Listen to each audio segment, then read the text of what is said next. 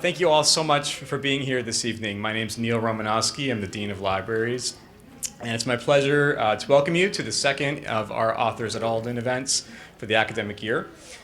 This evening, I'm delighted to welcome Dr. David Wanczyk, author of Beep, Inside the Unseen World of Baseball for the Blind, published by Swallow Press, which is an imprint of Ohio U Press, in 2018. And this evening, Dr. Wanczyk will be conducting a conversation with Dr. J.W. Smith, we also welcome, about this remarkable sport. And after our program, I invite you all to stay around for a while, talk with our guests, have some refreshments in the back of the room there, and copies of Beep and Dr. Smith's book are also available for purchase. And now I just wanted to say a bit about our guest this evening. Dr. Wanczyk is a lifelong baseball fan and an assistant professor in the Department of English here at Ohio. He's also editor of the literary journal New Ohio Review. And his sports writing has appeared in publications such as Salon, Slate, Boston Globe Magazine, and Texas Monthly. Dr. J.W. Smith is an associate professor of speech communication in the School of Communication Studies here at Ohio. And prior to his appointment here, he served as a professor of speech communication at Indiana University in South Bend.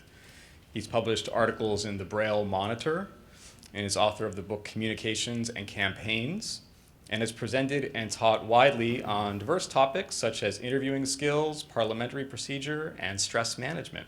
So we're really delighted to have you both here with us this evening, and please join me in welcoming Dr. Wanczyk and Dr. Smith.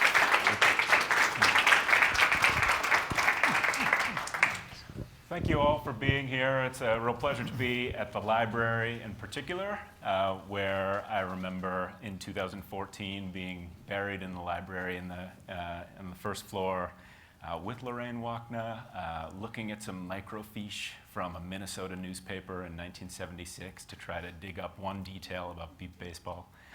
So again, it's a pleasure to be here, and also to be with so many folks from OU Press, who were unbelievably helpful to me during the publication of the book. And I'd like to name some of them later in the program if I can remember to do so. I've spoken to Dr. Smith here. It's a real pleasure to be with him. We talked early in the process of my writing of this book in 2013, I believe, and we thought it would be a good idea if I gave a little bit of an overview of the sport, because it's not familiar to a lot of people. So I have a brief presentation here. We'll have some conversation about the sport and its culture, and then I'd love to open it up for questions from the audience as well. So I started writing this book in 2012. I read a magazine item in Harper's that listed the rules of the game, and those rules are as follows. I am the pitcher, right? And I'm not going to ask anyone to stand up and catch the ball, although Rick was the person I was going to call on here. But so I'm the pitcher. I'm most often sighted, right? There have been some visually impaired pitchers, but not many. And one of the big differences with beep baseball is that the pitcher and the hitter are on the same team. So I'm going to work with the hitter who's 21 and a half feet away from me. We've practiced extensively.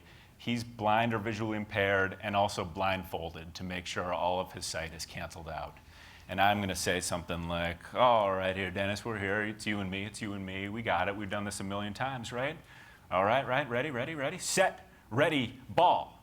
And then Dennis knows that at BA, he's supposed to start swinging. And I've thrown it right to the place in his swing where he's going to connect, right? So we are playing baseball through communication and through trust. After the hitter hits that ball, the other members of the team, the other six, who are also blind and blindfolded, are going to scurry for this ball. So here's the sound of the beep ball. It's maybe bringing back some memories for J.W. Smith here from early days with the Diamond Dazzlers out of South Bend, Indiana. Gary, Indiana. Gary. It's about 6 times louder than that usually. Yeah. This has been destroyed by my attic. Right. So that ball's beeping like that. And after it's been hit, a spotter says something like 3. And that ball's headed toward left field. So the other 6 players are going for the sound of that ball. They're looking to grab it, pick it up, and say up before the hitter gets to a base that is about 100 feet away. That base is 4 feet tall, and it's buzzing, and they're just booking for it, right? So imagine closing your eyes and trying to run for the stairs. That's what they're going for. Now, they don't have as many things in their way, obviously, but it's still certainly a frightening adventure that I took part in once. I hurt myself. So this is an exciting game, right? Even kind of a little bit of a dribbler that would normally be collected by a third baseman, easy throw to first, let's go to the next play. That play might involve 3 dives. It might involve a collision. It's going to involve some cursing. It's going to involve some yelling. And then at the last second, there's going to be this moment where, again, the blind and visually impaired players on the benches don't necessarily know what has happened, but the umpire is looking at the base, looking at the ball somehow, and is saying, what happened? And it was kind of a bang-bang play, and he says out, and everyone kind of explodes on one side of the field or is completely deflated on the other side of the other bench. So I stumbled on this game, as I said, from reading those brief rules. And it was like one of these Harper's items at the beginning of the magazine that's kind of like, isn't this cute? And now we'll show you 10 other things that are cute, and then publish a story. And I thought there's got to be much, much more to this, at least an article's worth. So I traveled to Iowa, where the World Series of Beep Baseball was taking place, the National Beep Baseball Association World Series. And I was a little scared, to tell you the truth, because I didn't necessarily know how to interview this particular community, whether I was supposed to ask questions in a certain way, have a certain level of beyond basic respect, I guess. And the first guy I talked to was Danny Fapiano, and I said, hey, Danny, you're going to score some runs out there, eh? And he said, essentially, no. He didn't say no, you. He didn't say no, you idiot, but he said, like, basically, no, you idiot. Like, defense is where this game is played. And I was kind of like, all right, these guys are going to mix it up with me, and they're going to be kind of rude with me, and so we'll play it that way. And I felt a little more comfortable.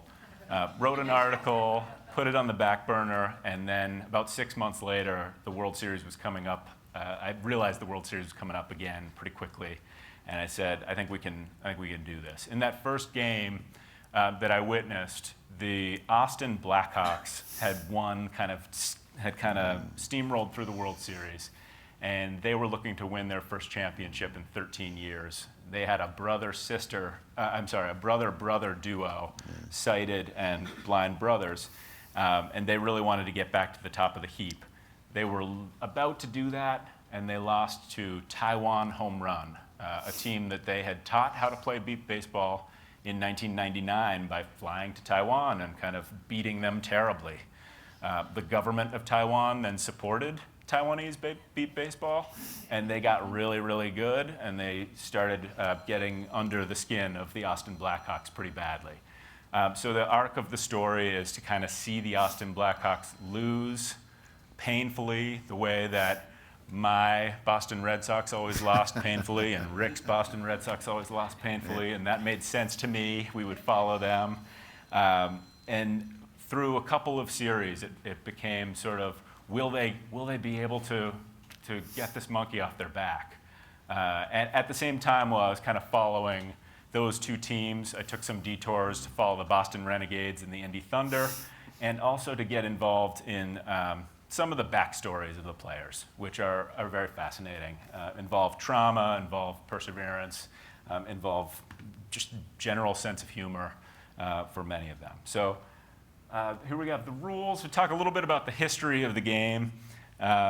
So the thing that I found on the first floor of the library was a very dusty book called The Ninth Conference of Teachers for the Blind Notes, or whatever it was, the minutes of their conference meeting. And this was from 1894. And there was a man who said in these conference proceedings, I wish my charges had a game like baseball that could bring people together and cause camaraderie. But they don't. And another man, they talked like this in old-timey ways. And another man said, you know, sir, like we do have baseball at my institution. My boys play real hard.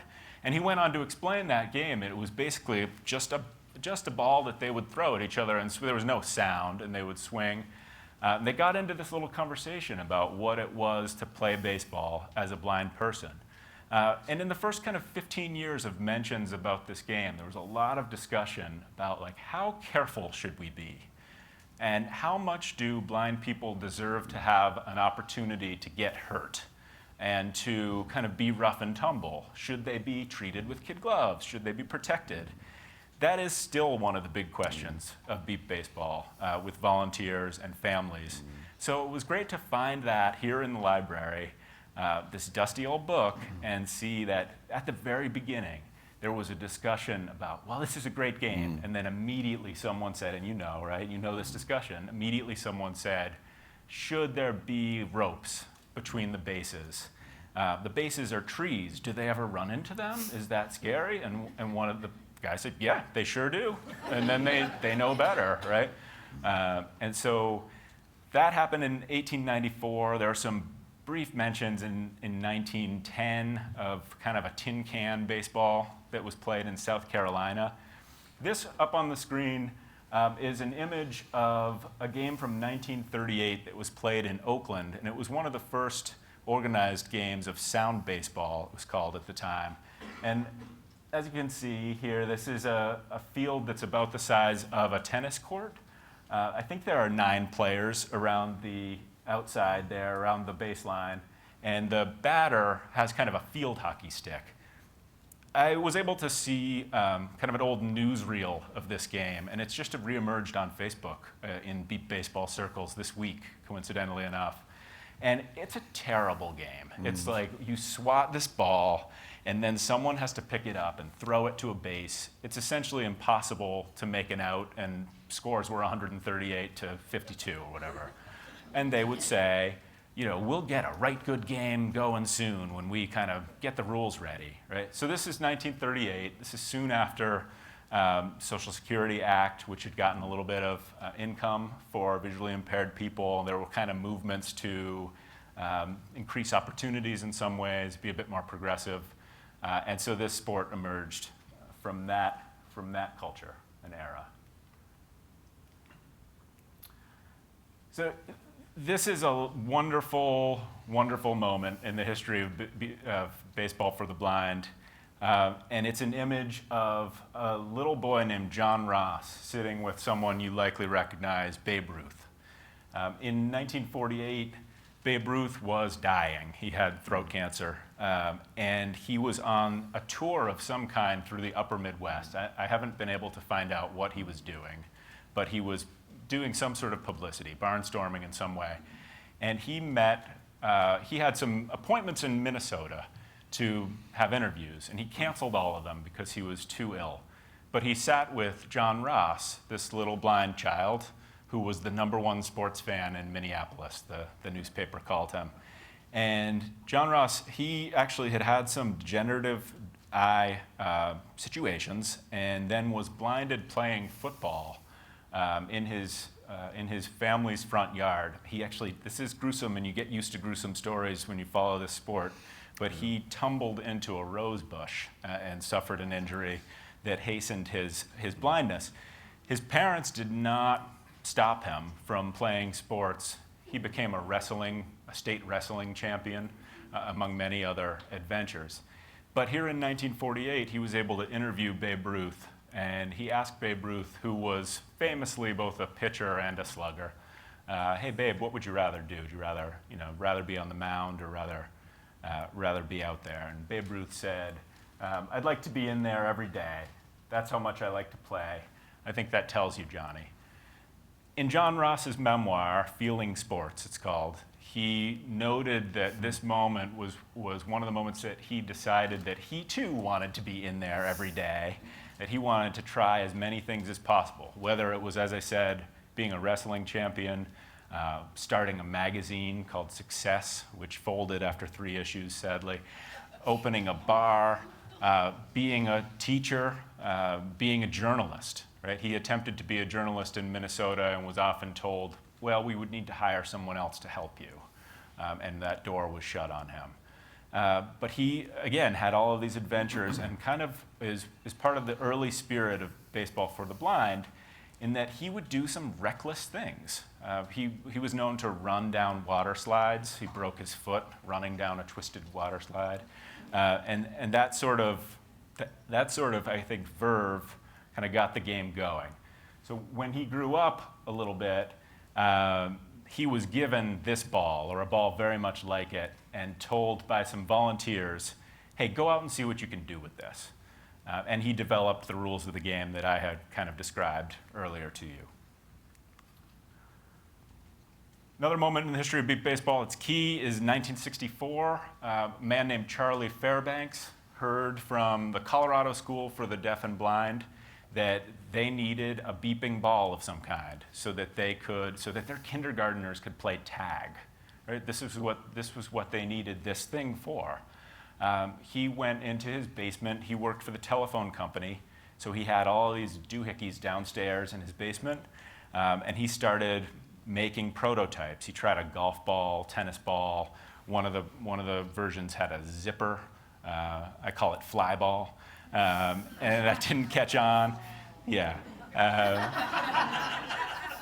And one was just a box, and he would say to his daughters, go out and see what you can do with this. And if they could break it, it meant that he had not been a success, right? And he needed to do something else. So one day he kind of got to the stove, and I was able to interview his wife, and she talked about how he would be cooking over here and she would be cooking over here, and he made some sort of foam rubber concoction and put it in the ball to kind of be armor for the machinery. And eventually he got a ball that was kind of tough enough for the kids to play with all day. He brought it to the Colorado School for the Deaf and Blind, and they just wanted to play baseball with it right away. So this was in the 60s.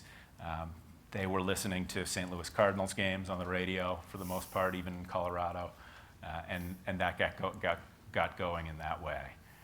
So from about 1964 to about 1974, there was a game played that I call Beep Baseball 1.0. It's a game where, I don't know if you played this, JW, ever, but it's a game where you hit a ball, I think off a tee, and then you had to walk behind you to the bases, and the fielders had to walk to try to collect the ball. It was memorialized in an edition of Dennis the Menace, the comic book. And Dennis the Menace's mom says, isn't it dangerous for the blind men? And Dennis says, no, they have to walk. And basically it was, again, kind of suggested as a therapy, right? An attempt for blind people to have some sort of opportunity that then they did not enjoy. And in 1974, there was a kind of a delegation, the John Ross delegation from Minnesota, flew to Arizona to play a game of Beep Baseball 1.0. But they had developed some better rules. And they said to the other team, hey, let's play this real game. They did that for a little while. Some volunteers showed up and said, no, you have to play the safe way now. You have to play the way that you hate playing. And so the team from Phoenix said, well, if you're going to make us do that, we're going to sit down. They won that game, the team that was sitting down, 4-1, and that kind of turned the tide on whether or not that was a viable sport, right? So for a couple of years, there were these battles. You know, in 1976, the first Beep Baseball World Series took place in Minnesota, and it was with the John Ross rules, kind of the tough, reckless rules. At the same time, there was a demonstration at Candlestick Park in San Francisco of Beep Baseball 1.0, and there were 6,000 people there to see it, but it was not the game that was going to survive. This other kind of more fast-paced game was going to survive, and it's now been going on for 43 years. So they started something great. The Dirty Dozen, they were called. They were a bunch of guys with John Ross in 1976 were called through a Braille magazine and some audio tapes. Hey, meet in Chicago. Again, this is how information used to spread. Amazing. Meet in Chicago if you'd like to start a baseball league. And 12 people did, and later in the summer they had a number of teams, and they went for it. So an amazing kind of push of organization it took at that time, and it still takes. for beat baseball teams to stay together and to find competition and get where they need to be going. So this man was Charlie Fairbanks, John Ross, another hero of the sport. Here's John Ross as an older man, and Joe McCormack, a contemporary star for the Boston Renegades, who I would follow quite often. Joe McCormack lost his sight when he was 18 through a malady called Leber's hereditary optic neuropathy. It's a disease that affects a lot of the players. It's affected a lot of the players and seemed particularly meaningful to me in that it was striking people just at the cusp of adulthood and just at the edge of their sports stardom in high school. Joe was a varsity soccer goalie. Another player was trying out for the high school football team in Texas, didn't see a linebacker blitzing, got sacked, was so sad that he dropped out of school, kind of lived waywardly for a number of years, and then found beat ball and talks about how it saved him. Another player, great Little League player, great Babe Ruth player, kind of just struck out a lot suddenly and dropped a pop fly. So these sort of sad stories are a little bit of the support for the inherent drama of the book, but of course, the sport gives a new opportunity, right? And it's not sunshine and roses. It's not our life is great now because we found beat ball, but it's this is good, right? This is good amidst this other difficult thing. And was able to follow people like Joe, people like Ethan Johnston, who had been blinded in Ethiopia purposefully to be a more successful beggar for kind of a crime syndicate and has now found his way to beat baseball. People like Lupe Perez, who again is one of these guys I thought, hey Lupe, what's going on, man? Can you tell me about beat baseball? And he would just start cussing at me. I'd be like, yes, I'm writing down everything, right? You were the most colorful player in the history of baseball. So I was very happy to kind of encounter these folks, write about the game, and with every at-bat that gets detailed in the game in, say, Chapter 8 or something like that, there's a little bit of a detail of this person's life and an attempt to say, hey, one of the things that makes you good at this sport is your particular biography, is what brought you here. One of the ground rules is your disability and is potentially your limitation. Man named Mariano Reynoso kind of set me straight once when, again, I'd been hearing a lot of talk that from players who want to say the thing, hey, we can do anything because we play baseball. That's kind of the propaganda. Mariano Reynoso said, I wanted to be a pilot when I was a kid. I can't do that. Blindness sucks, right? And he would kind of then talk to me about how a lot of the guys on the teams wanted to play as hard as they can, wanted to do stupid things off the field, wanted to really hurl themselves at the ball.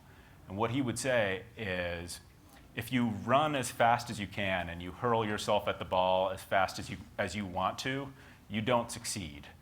So in this sport of limitations, you think about what your ability is within that limitation, how much effort you can give, and you have to, in some ways, proceed deliberately and somehow recklessly. And that's the blend that these guys have mastered, and they love their sport. I think they've developed a great culture. So I know that JW was a player, as I said, with the Diamond Dazzlers, and in the early days, I believe in the early, well, I won't say. 1984.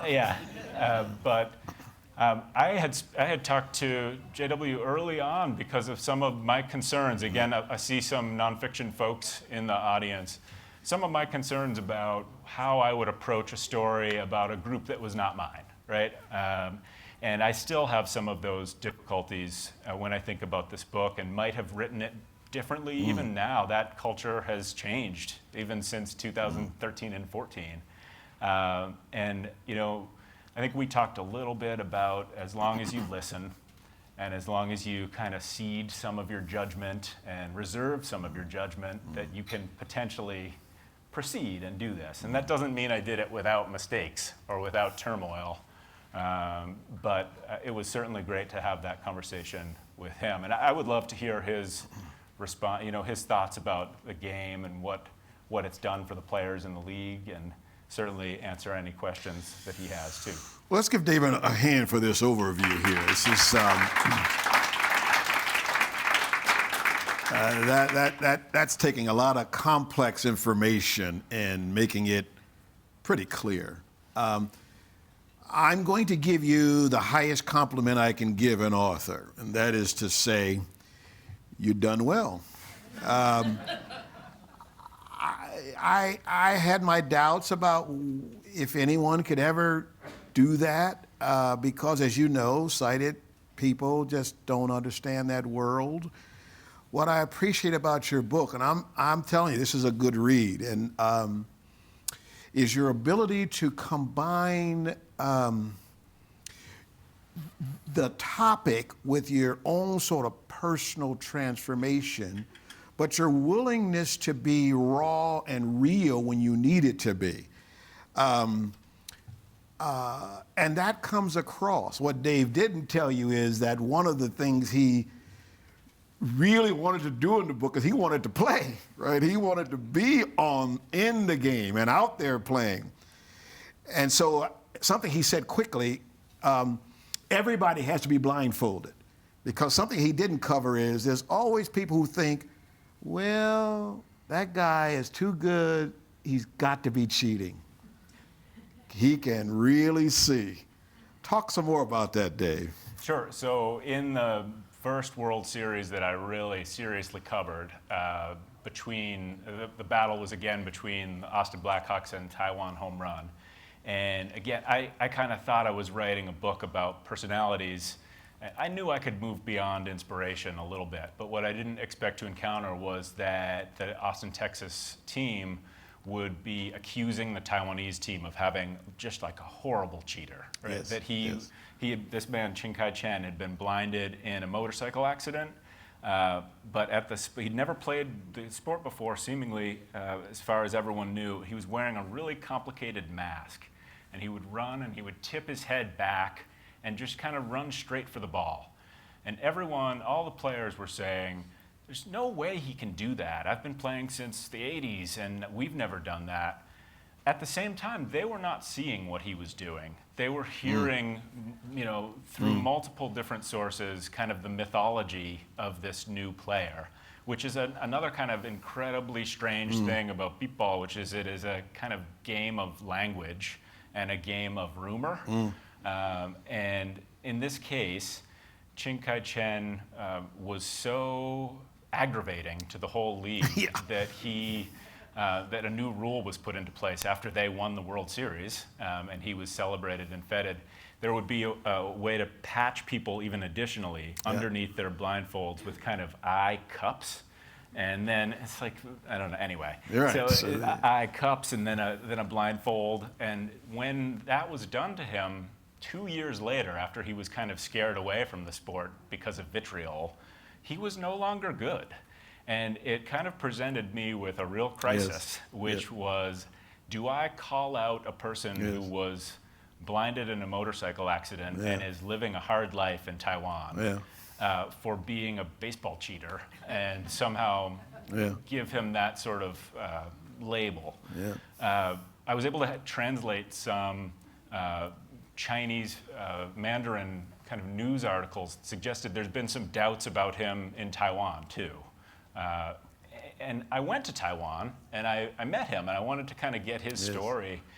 And I just love the guy, right? Like I didn't know what to think about these accusations, but he was a foot masseuse. This was one of the stranger moments of my life. I was in Taipei, and he was a foot masseuse, and that's a kind of in some ways, a reserved position for blind people in Taiwan. And he was giving me a foot massage, and I was trying to be like, so are you a cheater at beat baseball?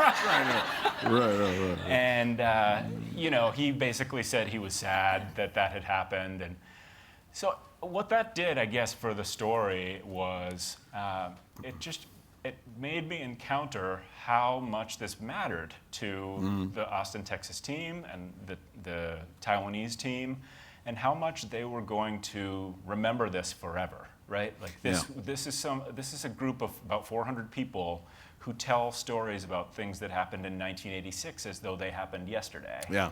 And they were going to remember the 2013 World Series as the Cheater Series, or as Peakgate, or something like that, right? And so in the subsequent year, I would basically get everyone's attitude about that. And what I also liked about you is you're objective. You never sided with the cited. I never felt like you were, and I'm going to come back to that in a minute. I beat up on the cited. Well, I know, and you never pitied the blind. So you didn't you tried to tell the story as objectively as possible. Now, what I want to ask you is, it was interesting, you wanted to get out there and swing the bat, but why didn't you ever want to be a spotter? I know you probably wanted to pitch too. Why not a spotter? I think I kind of just wanted to focus on the fielding and the hitting because of the fear involved in it. And that if I could feel some of that fear, I'd be able to describe it not kind of comprehensively as it feels consistently to be playing on the field, but just to kind of hear the crack of the bat and then hear the beep kind of Doppler toward you and feel that prehistoric, here comes the tiger sort of anguish, which I did feel. I did play 2 games, and one, I had about 6 balls hit to me, and it is frightening. I would relish the opportunity to be involved in any of these ways, certainly. See, I think you'd be a great spotter. I think you really would, because you know the game, you love the game. And this didn't come through, but I think you could see that the people who had the best spotters, and of course these guys, the brother team, I mean, they were the best team. That should come as no surprise, right? Now, the downside of that is, okay, how much are the sighted folks helping these blind folks? Are the winning teams because they have the best sighted folks? And that gets talked about in the community as well. That's definitely true. So it takes this incredible amount of organization and energy to keep a team going. And I think I've heard that the best communities are in capital cities that have blind schools and good public transportation. So Indianapolis, Austin, and Boston Chicago, kind of meet with that, right? And Chicago certainly, and so failing that, it takes a person who will continue to pester people to come and then give them rides in some ways, store the bases, which are huge, and just kind of be huge forces. And it is true. There are a few kind of legendary sighted people who kind of back up some of the big teams, which makes, I think, the current dynasty, the Indy Thunder, in some ways all the more impressive. One of their kind of main person, Darnell Booker, I think you know very Darnell, is visually impaired, and he's able to kind of push that team forward at the same time. But I guess another aspect of that is a feeling of gratitude from the visually impaired people to the sighted people, but also a feeling of resentment and anger among some teams for the rules that are placed on them at certain tournaments. One team has a no drinking rule. One team went out on the town pretty famously. Just one? Well, in a particular situation, and got very much in trouble with their sighted folks. And again, it's this push and pull about how much should we be allowed to do, and should it even be a question of whether or not we're allowed? Do we just do what we want, right? And there are different attitudes about that. Now, you let me know when you want to take some questions, but I want to talk about a topic that you handled very, very well, and it's a difficult topic. And I think if you do part 2, or if we do part 2, or whatever of this topic, this is the one I want to delve into, and that is the issue of race in the culture. You handled it very well, but you know that there's a lot of racial stuff going on some of those fields and those teams, right? So I don't know that thank you. I don't know that I handled it too well. It was something where I said, I want to talk more about this. know how much I should, Yeah. or if that will be, if Yeah. casting some Yeah. aspersions, if saying, well, this guy's kind of Yeah. racist, if that was like Yeah. a little bit too sharp. But it was something that came up, right? Absolutely. In that first series, there were some kind of overtly racist things said in the midst of an Indie Absolutely. Thunder team meeting. Absolutely. By people who are maybe watching the live stream. You're, I value you in many other ways. Right. Yeah, and it was something where, of course, there's the kind of not humorous element about like, well, how are you making this? Why are you making this judgment Right. without vision, right? But of course, it's cultural in so many ways. But you didn't preach. What I appreciate about it, you didn't. You told the story. You didn't try to chastise or preach or how could you. You just let the reader read it. Yeah, and certainly don't want to apologize for any comments that are made within the sport. I think it is an interesting playground for people to Yeah. break rules. Yes, I agree with that. I agree with that. Probably not in even-handed way, Right. not evenly, but it's a situation where at the World Series, blind people are in the majority for one of the few times That's right. of the year. That's right. And then they are able to be very rude with one another. I think instead of maybe feeling like I'd say real versus rude all the time. Yeah, yeah. Right? What you might call rude might be, in their mind, real. Yeah, right. Okay. And so some of that comes out in ways I think we would still Right. want to condemn. I think that's right. And other parts of it, I guess, are playful. Or I guess everything's involved at Beat Right. Baseball. There's a way to tell the story through race. Class, for sure, is an element I don't touch on enough and would like to explore. That's we should delve into that. Yeah, Because that's some deep stuff there. That would be amazing. Yeah, and actually even health disparities among regions. Yes, right? that's right. It was kind of a strange thing to witness. Yeah. You talk about one of the stars of the book is a guy named Downtown Ron Brown, who got blinded being shot as a teenager. And he was a friend of mine.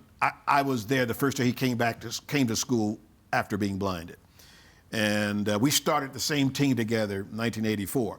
Now here's the weird thing about us coming full circle. I left Gary, Indiana in 1985. That's when my book opens. If I had stayed,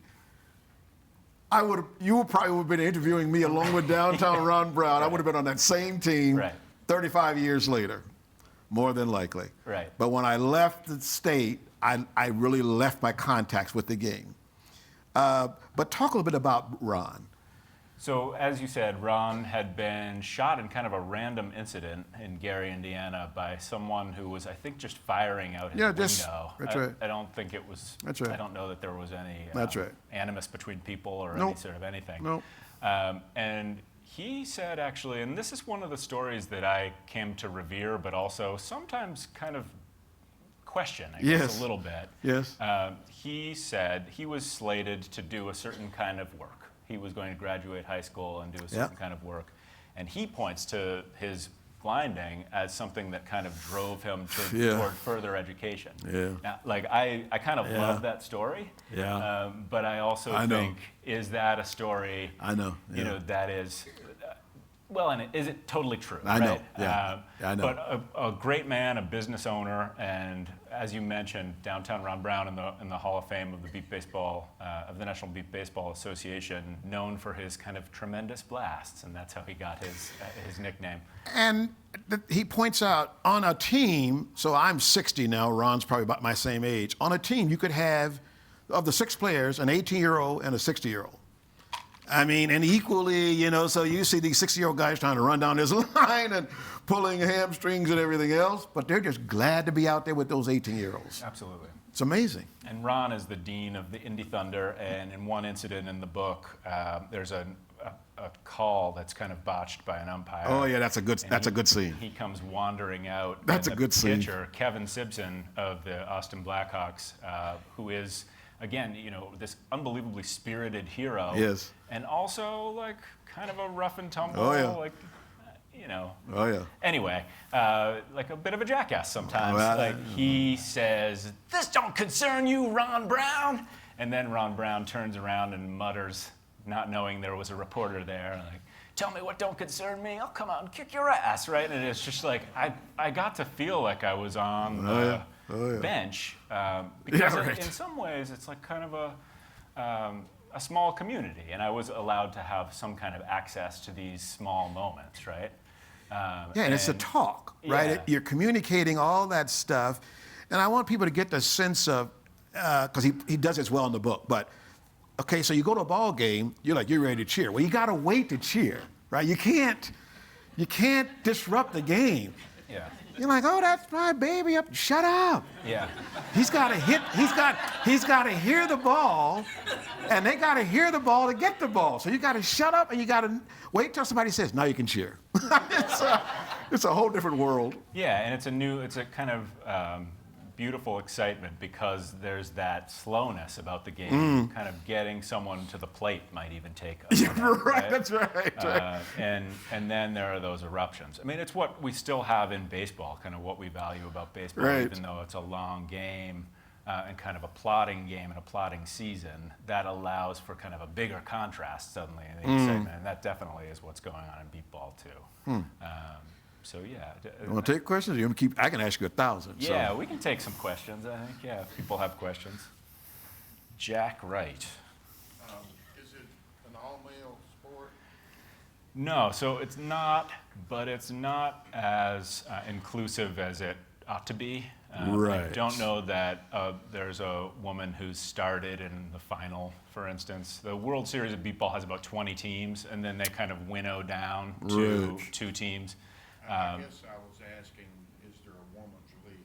No, No. women play. No, they play. Yeah. There's no women's league. Another short question. Yeah. Could you be more specific about the racism? Was there any between the Asian American thing too, or was it? Could you give us more of an example of that? Yes. Just So. words, or is it deeds? Well, I think there were what you might expect from a certain kind of guy in a certain kind of America, I guess, about Taiwanese players. There's a lot of love, and a lot of respect there as well, and they have a commonality in blindness that is somewhat unshakable. But there was maybe some more doubt. Not only was there a language barrier, but there's the sight barrier, or whatever it is. And so there was some of that.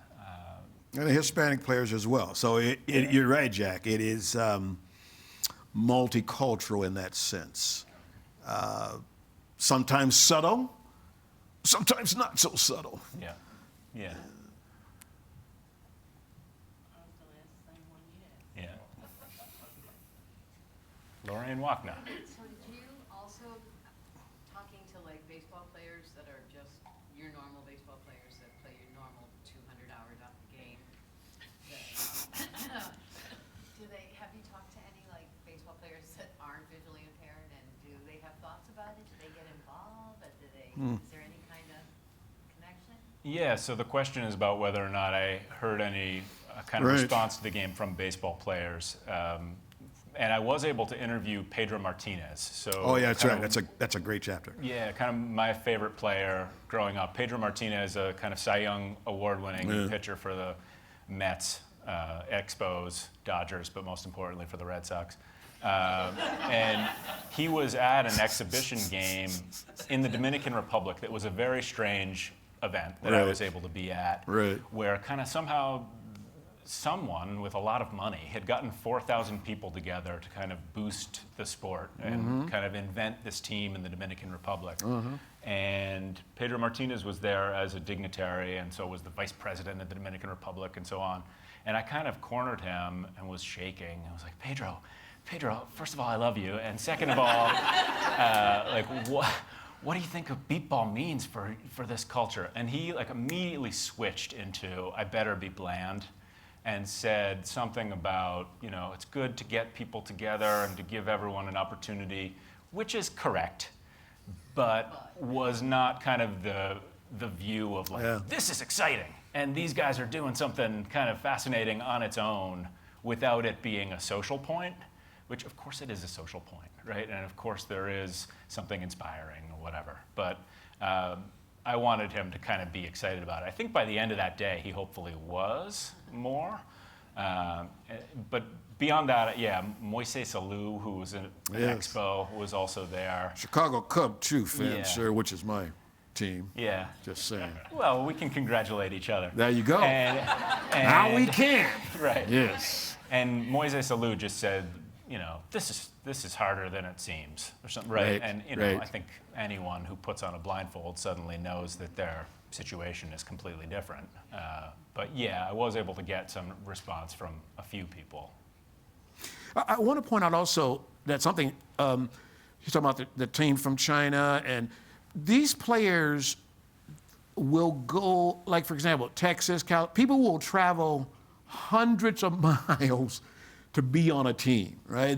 They may be from Texas, but they'll be like from all over the state. And so you got to understand that it's usually not a city against a city. I mean, people will travel miles to be on a team. If I could get to Indianapolis and play consistently, I could be on that team. That's how desperate they are to have players throughout the years. That's right. There's actually some controversy about that. I'll be brief. But yeah, there's some teams that say we should be only the players in our area, and then other teams that say, hey, I want to play with other players who say, I'll play once a year, and I'll kind of call up my buddies, and we'll all be on the same team, and we'll be kind of ringers, right? Yeah. But yeah, it is, I guess the wider point is, again, to speak to how difficult it is to maintain a team.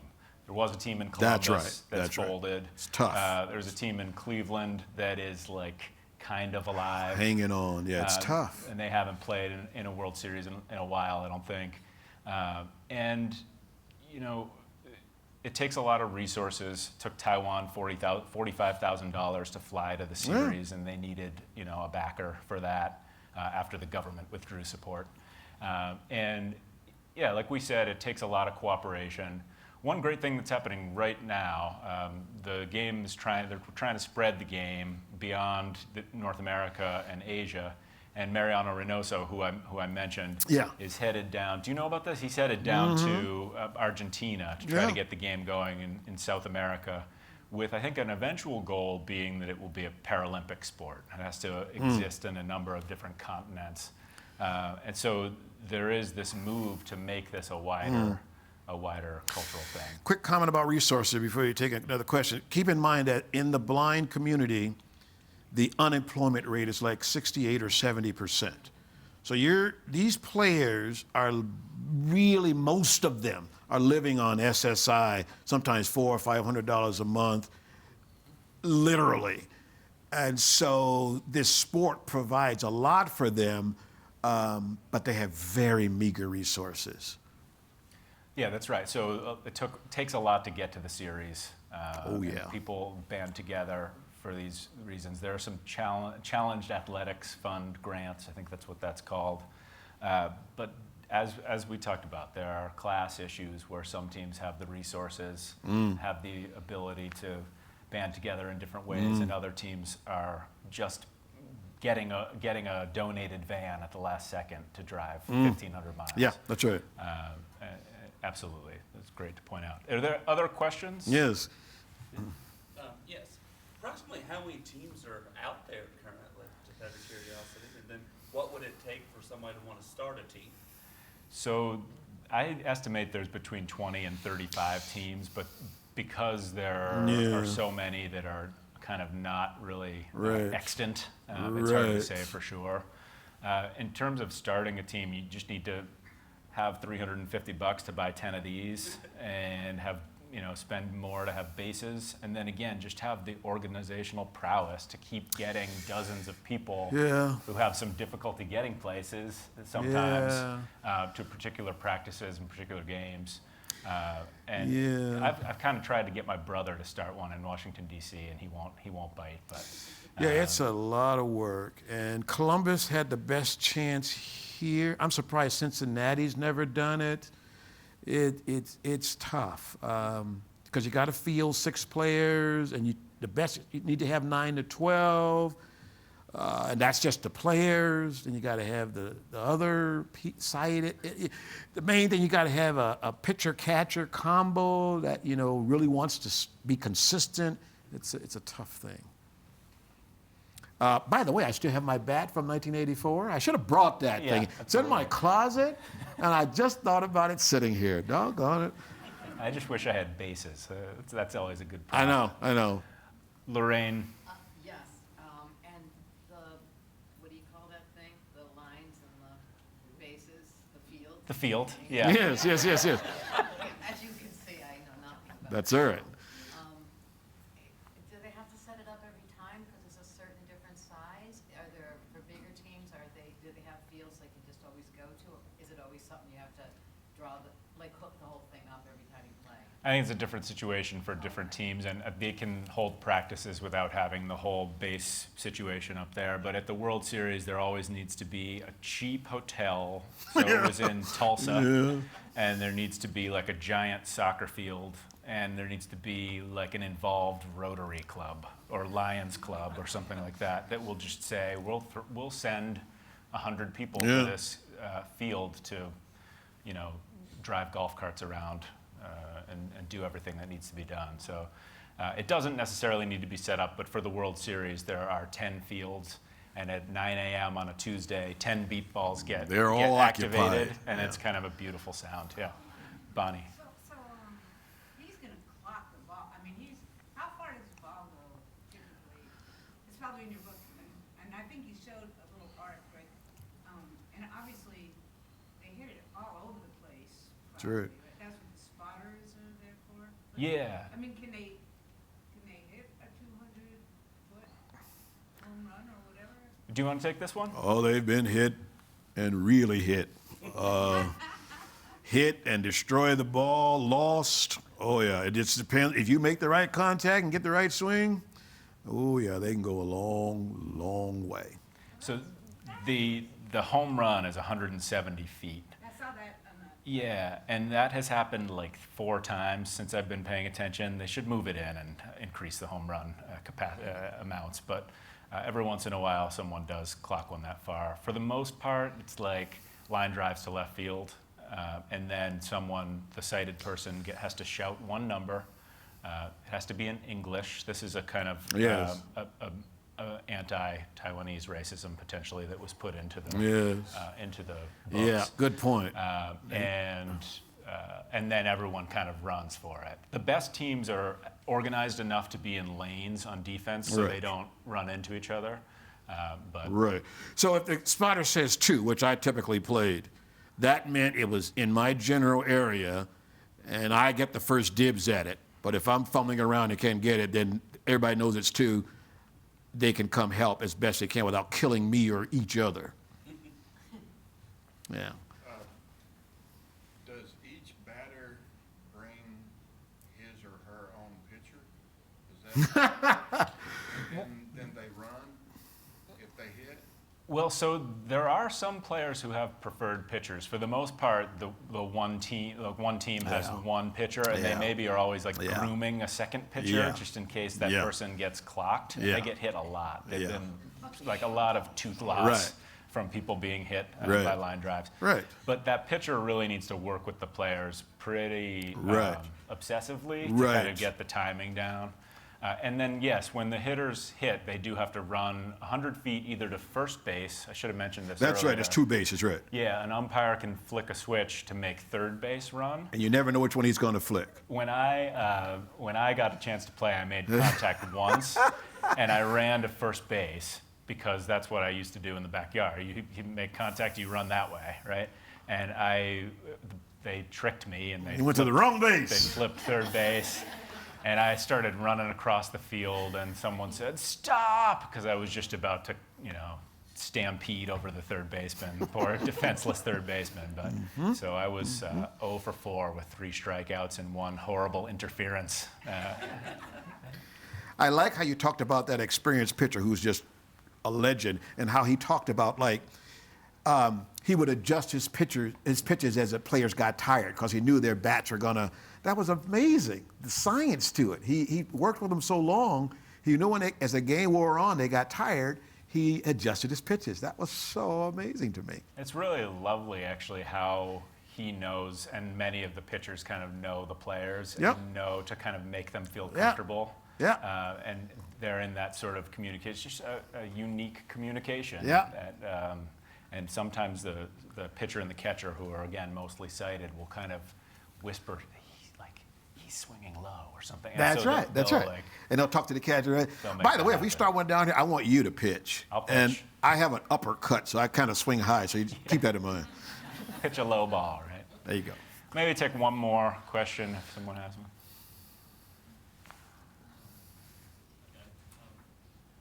One of the things that's been mentioned is some of how the rules are organized and whatnot, and also potentially making this into a Paralympic sport. But one of the things that's crucial with that is having say an international governing organization. Does beep baseball actually have such an organization, or has there been talk of doing something like that? So the major organization is the National Beep Baseball Association, but international teams are under that umbrella. So I don't know if they have the charter and everything they would need to kind of organize further, but they're the main folks. They're the ones with the complicated bylaws that get argued about intensely. They're the ones with the various Facebook pages that argue in the off season. So steps to make things international. I mean, I'm an advocate for that, although not a hugely active advocate, but I would like the sport to grow in that way. I think it's certainly worthwhile as an opportunity, but is just simply exciting, as a thing to watch and know about. So it is, again, growing. It's in Canada, the Dominican Republic, Taiwan. There's a strange version that gets played in Europe. I think it's Finnish or something like that. It involves dropping the ball and a broom or some such. And I don't think that counts in National Beep Baseball Association. But they are continuing to grow. And like I said, I think it's worthwhile. We have this player in Argentina right now. I think that basically, I guess how I end the book is partially how I like to think of the game and its growth, right? So I was looking for a kind of final metaphor, and I wanted to ask a person who had just grabbed the last ball, how he was feeling. Right. And he was like, yeah, I'm great. And then I was like, and I kind of went back and I said, how are you feeling, man? How are you feeling, Zach? And I was chasing him around on the field while he's celebrating. And he was like, I feel great, but I'm beat up. And he kind of just turned his back on me and ran into the field. And that's it's not a polished organization. It's right. not a happy-go-lucky situation. They're doing good, but they're beat up, right? And I think within that atmosphere, they continue to strive and they continue to screw up and break rules and be mean to each other and play baseball. And I was happy to follow them. And I want to have the last word because you can't, but I just want to say you really did a great job with this book. I hope somebody else will pick up this topic. I'm sure it will be, but I think the way you captured this, your book will always be sort of that foundational piece to build on. And I commend you for that. Thank you so much. Thank you all for being here.